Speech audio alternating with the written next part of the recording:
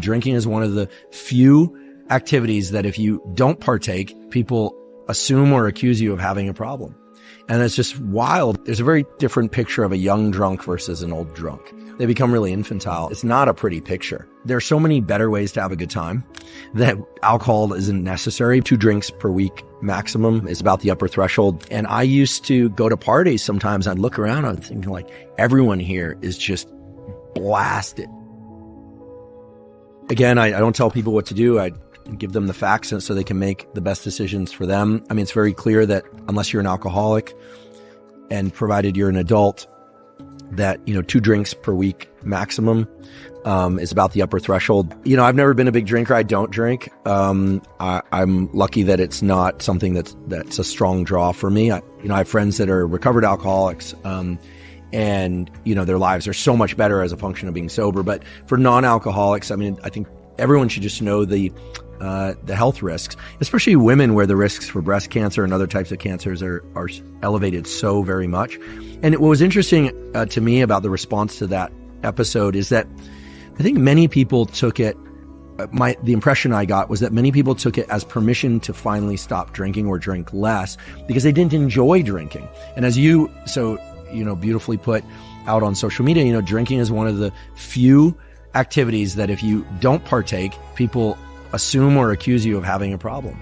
And it's just wild. I mean, like, why would that be? And I think it also once actually I was out to dinner with a colleague years ago, and I declined drinking that evening. I was just talking to the visiting speaker, and she said, God, that's so boring. And I thought, well, first of all, I don't have a problem saying what's on my mind without alcohol, right? I don't have a excessive GABAergic inhibition. So I'll say what I want to say, as best I can. But, I think drinkers don't like people who don't drink because it takes the fun out of it for them. Because there's this idea that's, prolific on college campuses. Like if everyone's drunk, that somehow like the entire vibe of the party is going to take on a new flavor. And frankly, I remember I went to a college, UC Santa Barbara, where at the time people drank a ton. It discovered alcoholics, right? And I used to go to parties sometimes. I'd look around, I'm thinking like, everyone here is just blasted. I had a habit of going out about once a month, and I would tie one on. My tolerance to alcohol was always such that I would get drunk quickly and then sober up really fast. So I was drinking late into the night, but then I'd sober up really fast. Now, of course, we know the sleep you get after even one drink is vastly diminished. And I think that alcohol, to me, never felt good. I never liked it. To me, it just feels like there are so many better ways to have a good time that alcohol isn't necessary. But I do understand that it's a big part of many cultures. And I do understand that for many people, it's so part and parcel with relaxing and with festivities and with feeling comfortable and with drawing a boundary between the normal day and the rest of the day. But for me, I mean, I'll go to a party where people are drinking and just hang out. I'm perfectly good. The idea that like someone can quote unquote hold their liquor is such like it's been made synonymous with, masculine ideals. It's like, I mean, it's kind of crazy because we know it also crushes testosterone levels. What's interesting is that,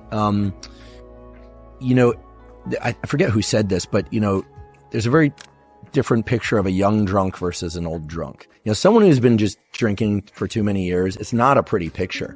They become really infantile. And, again, I'm not the anti-alcohol crusader. I was accused several times on Twitter /X of taking all the fun out of parties, at least in the Bay Area. But I'll tell you, I grew up in the Bay Area. The good parties ended a long time ago. And when I say other ways to have fun, I don't mean like, oh, everyone should sit around and do math or read neuroscience, although for me that's fun. I think in a broader sense, I think there's a shift nowadays that people really think about, how to engage socially in ways that are interesting. But, people are starting to combine socializing with health promoting protocols and, going out and eating good food together, like eating really wonderful food, with the social component. I'll go into the grave talking about getting morning sunlight, something that maybe we should talk a little bit more about. And as people like roll their eyes, I'll just say there's this incredible study now just out in Nature Mental Health published that has 85,000 subjects showing that the ratio of getting a lot of sunlight during the day to getting minimal artificial light exposure at night, it really sets the tone of your overall system and is associated with brain and body, that is, and is associated with better mental health outcomes across the board. And the inverse, right? If you're getting too much artificial light at night or not enough sunlight or both, is associated with everything bad, elevated depression, anxiety, etc. Now, I do believe people should get out and have a good time. Don't avoid the bright lights of a city or a club. Yep. Have a great time, like dancing, socializing. Those are great reasons to stay up too late and get minimal sleep or sleep in the next day. Great reasons. So every once in a while, sure, 10, 20% of your life, you're going to do that. And you're probably some percentage of time is also going to be raising kids. So you're up because you have to keep them alive, which is important to our species. So thank you. But I think people, forget that, yes, you can go outside and get morning sunlight, and which I highly recommend. People do that, as most people know. But I mean, so many benefits on mood and mental health and improved sleep that and it's completely zero cost, But I often get accused of, okay, well, but what if you have kids? Like, how do you do this? Well, you take the kids with you, because guess what? They need it too. You take them outside, you eat breakfast outside, or at least facing a window indoors. It's not going to be as good as having the window open or being outdoors. But even if the sun's on the other side of your apartment building, I mean, these things have an outsized positive effect on health.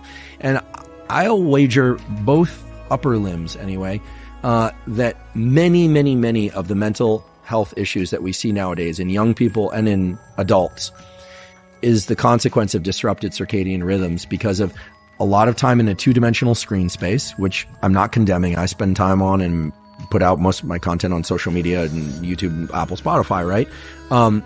And in addition to that, the lights are too bright at night, and they're not getting enough sunlight during the day.